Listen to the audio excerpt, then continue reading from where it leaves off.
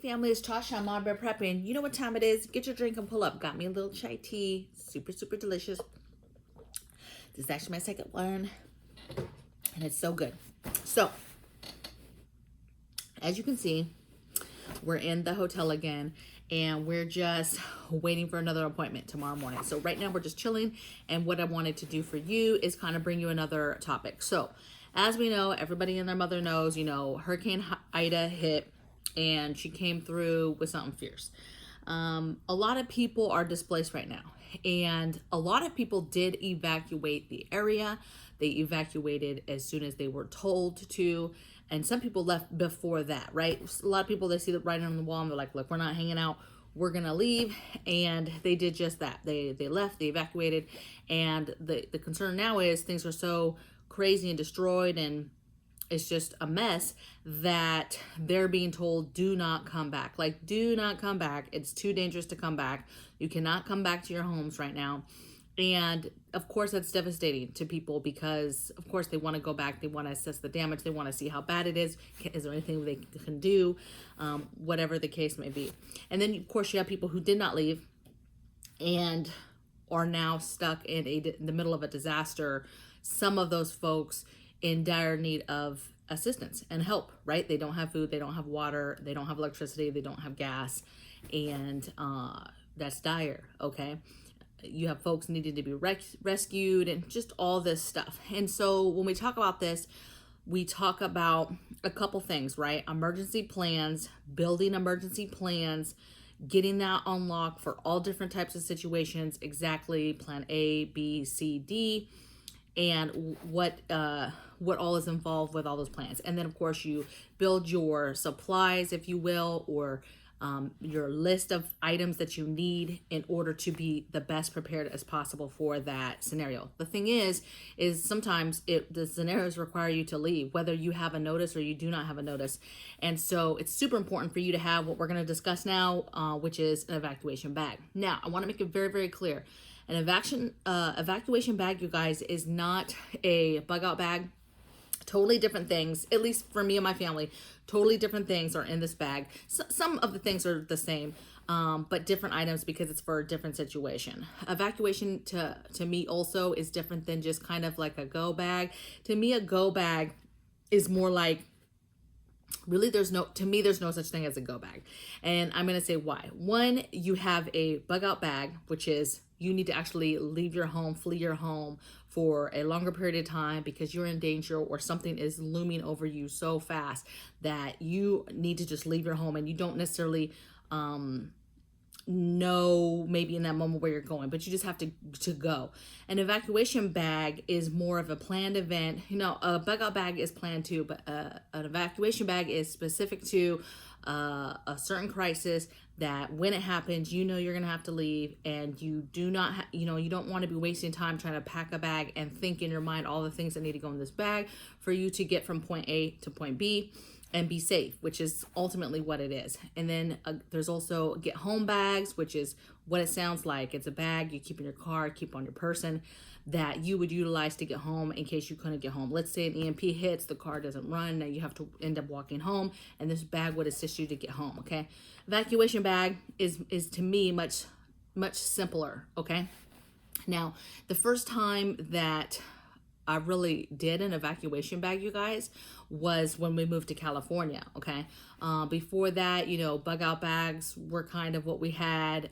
We definitely had our emergency plans and we knew what we were doing, but I don't know that until I started actually preparing for fires and earthquakes that I actually had a bag specifically for evacuation, because I never really lived where I felt like I needed, or where natural disaster was looming, okay? So let's just get into it. I'm already like 4.5 minutes into it, but I just kind of wanted to explain the difference of bags and how important an evacuation bag is. So for us, specifically, it's building it for a fire or earthquake scenario where we have to leave the house. So in an evacuation bag is a little bit different. You're going to want to have clothes. You need to have clothes in there, you guys, but ideally just lightweight stuff, right? Nothing super bulky. You're going to say 2 days worth of like outfits, so like a shirt and bottoms, I say 2 days of that, and then 5 days of underwear and socks is what our bags have in them, okay? Some people put an extra pair of shoes in there if you want, but to me, we're gonna be putting on a shoe to leave the house, so we're gonna have shoes, okay? And we're probably gonna have our everyday most comfortable shoes, and so that's what we have, okay? Again, this is different than a bug out bag where we might be hiking somewhere and we need a solid pair of shoes. Just, we have shoes, we'll put them on and we'll go. Second thing I put was toiletries. So this is all your, obviously, hygiene items, right? Your shampoo, conditioner, your body wash, your dude wipes, your regular wipes, your tampons, just all your toiletry stuff, extra toilet paper, that type of stuff. Let me make sure if I just, lotion, just your normal hygiene stuff. Think about like if you're packing a bag to go to a hotel, essentially that's what this bag is. So you have a few days worth of clothes, you have some sort of hygiene kit, right? Toothpaste, toothbrush, that type of stuff in it. You have your medications, your prescriptions, anything that you're prescribed. If you're able to, what I like is, we'll talk about that in a minute, because I got some tips. So medications, and that includes prescriptions and over-the-counter stuff, your basic over-the-counter stuff. You don't need a whole medicine cabinet, you guys, but just your basic headache medicine, that type of stuff. Next thing I put is, don't forget to put, I like to put a towel and a washcloth into the bag. Again, not the super bulky, fancy towels, but just 3 towels, 3 washcloths, put it in there and be done with it. I do a small med kit. So again, typically I'm a very big fan of a robust med kit. But again, we kind of have med kits all over the place. There's already med kits in the car. This is just kind of one to have on our person in the bag. Let's say if we end up at a friend's house, okay, we're not going too far. We're just going across town because it's a fire, but we want to have our own, you know, little medical kit, our own stuff. So there's a small one in the evacuation bag. Okay, then next is like I call it just calm stuff. So like extra charging ports, extra charging cables, an extra couple of those cheaper battery banks, right? Stuff that's dedicated just to the bag. Next thing I have is food and water. So when I say food and water, I'm saying 3 to 5 days, and very, very light stuff, you guys, like protein bars, energy bars, water, maybe some MREs that you built, okay? Like that is fine, but not a whole lot, okay? Just a few days, something, you know, nut packs, just super smaller snacky type stuff, okay? But high protein, kind of heavier stuff in there with the water, okay? Then I put entertainment, again, not bulky, so we're talking like a deck of cards. We're talking about some phase 10 cards. We're talking about some dominoes. We're talking about very small entertainment items. And then cash and prepaid loaded. So I like having prepaid Visa cards, prepaid stuff that's loaded, that's dedicated just to the bag, and then cash that's dedicated just to the bag. Now, here's some tips. All of that stuff I just mentioned is stuff that is in the bag. What we do as a family, and this depends on how big your family is, okay? Could you have individual bags for each person in the family? Yes, you could, but we already do that on a bug out bag type of situation. We're not doing that every single time, okay? If we were evacuating, in theory, kids and stuff, they would be grabbing their backpacks if they have time and shoving other stuff, personal type items in that bag, okay? But me, I keep one huge duffel bag. It's humongous, and that has all this stuff that I talked about. So everybody's clothes, everybody's toiletries, the water, the food, it has everything in it, okay? And it has wheels, and we just roll it out the door, okay? Essentially, the plan is the tip, number one tip is build this bag, okay? And get stuff that's dedicated just to the bag, okay? The hygiene stuff, you're not packing your hygiene stuff at the last minute, and throwing it in there. No, you're buying a little bag and you're pre-planning and pull from your preps and put all your stuff in there. Pull, you know, however many toothbrushes your family has, your toothpaste, enough soap and stuff for everybody. Get it all together and have it already done in there. You're not grabbing your everyday stuff, okay? Same thing with clothes. Now, clothes, you could rotate them out, especially if they're like clothes that they like and they're really wearing them.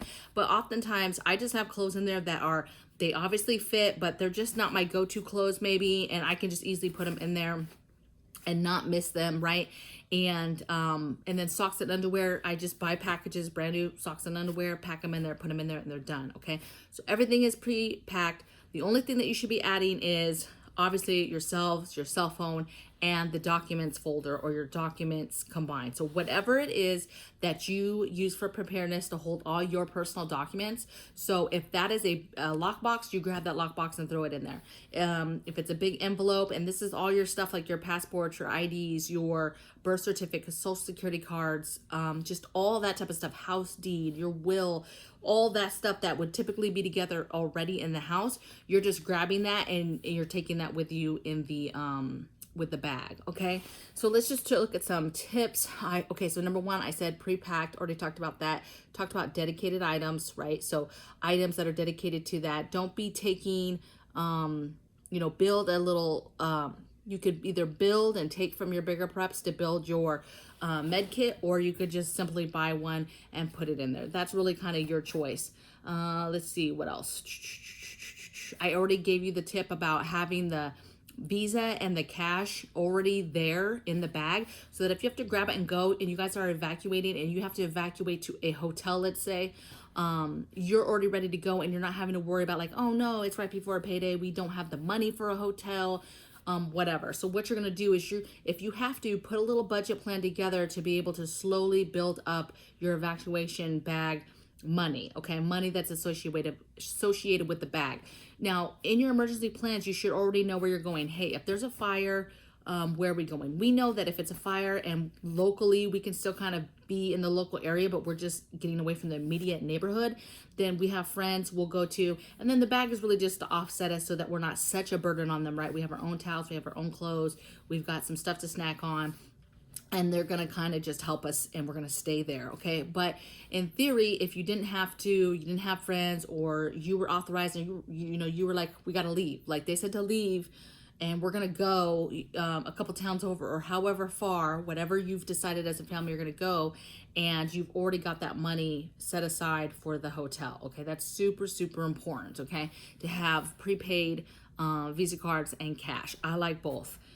Next thing I said was don't forget the animals, right? So this bag, or if you have too many, the family's filling up the whole bag, then do maybe a separate bag for any kind of animals. Remember their food, their water, their feel goods, whatever it is that they have, right? Leash, things like that. If you can dedicate stuff and have it in there first and pre-planned, that's even better. That way you're not, the drama is when people don't plan and then last minute you're trying to frantically remember what needs to go in a bag to go with you, because you're already freaking out. You're leaving your home. You're leaving a home that might be destroyed. It's just a bad time, right? And it's not the time to be trying to think of the important things to grab, okay? I think that was it. Okay, so, and I'll just touch on this too, is when you're doing your emergency plans, you should have an emergency plan, and evacuation bag goes with that plan, right?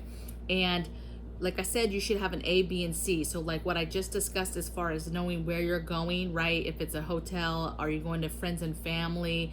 Are you going out of the state? Are you staying in the state? Like, where are you going? Are you going to a secondary home? How long is it going to be? Obviously this bag, right, is only meant for a few days to a week. So you need to be thinking in your head, what happens if you're like Louisiana, where they're telling people do not come home, don't come home, and you've got this bag 2 or 3 days, and now it's like, what do you do? So remember that emergency plan, it starts with you.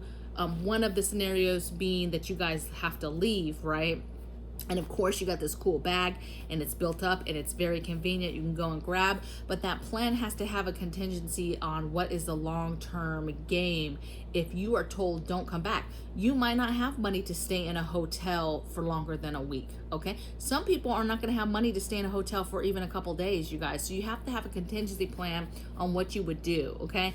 Sometimes in the situation, hotels and stuff, they'll just, hey, we'll get on the back end and they let people stay, but that's not a good plan to be planning and hoping that you can fall into that situation, okay?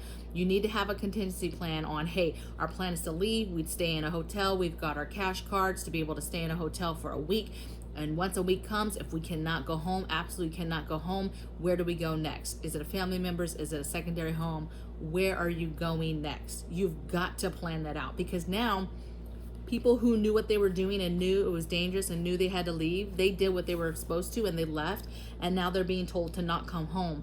And can you imagine somebody's just like, no, you can't come home, and and your home may be there or may not be there, but you can't even figure it out. They don't want you coming back to even see if it's there, and you're literally homeless now. You literally have nowhere to go. So I urge you, work on your emergency plans, work them out with your family and your children. Pack your bags, get your evacuation bags together, right? Get them built as much as possible. Hey, if you guys don't have a whole lot of clothes and you're like, look, we can't be putting clothes like that in there that we need to wear, okay? Then okay, I got you. Just put in the rest of the stuff, okay? Anything that you can pre-game in that bag and have to the side is gonna bring you peace of mind when the time comes to actually execute and use that bag, okay? So I would love to hear in the comments below your guys' thoughts on this topic, things that you think that are important to put in the bag for any situation, any kind of tips, tricks, whatever. And I'll see you guys on the next video. Take care.